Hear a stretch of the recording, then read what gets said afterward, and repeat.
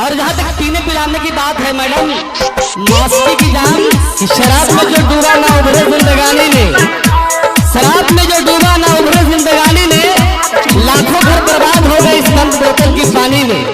शराब में जो डूबा ना उभरे जिंदगानी ने, लाखों घर बर्बाद हो गए इस बंद बोतल की पानी में।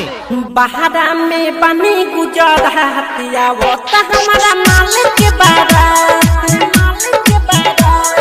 बहारा में बनी गुजर हतिया वो तो हमारा मालिक के बारात, यहाँ पे ऊपर यहाँ के दिनों हतिया वो तो हमारा मालिक के बारात।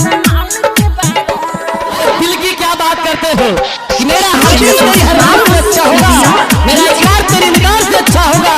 अगर यकीन ना हो तो डोली से झांक कर देख लेना दालिम, मेरा जनाजा तेरी बारात से अच्छा होगा। सब धज के जाई अपना पिया के घर, पिया के घर दे पिया के घर, थार दी दे हलऊ फोटो हमार, फोटो हमार दे फोटो हमार।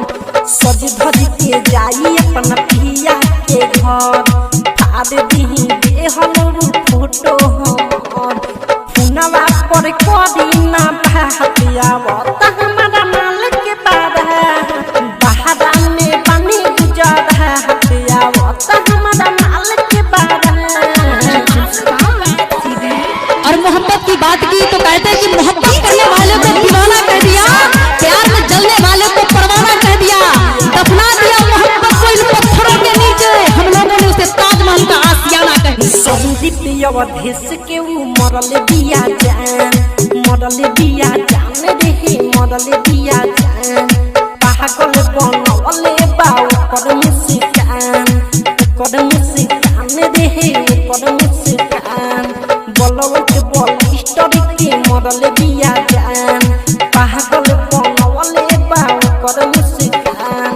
चल जाई छोड़ के हमरे साहतिया वो तो हमारा मालिक के बारात, बहारा में बनी गुजर हतिया वो तो हमारा मालिक के बारात,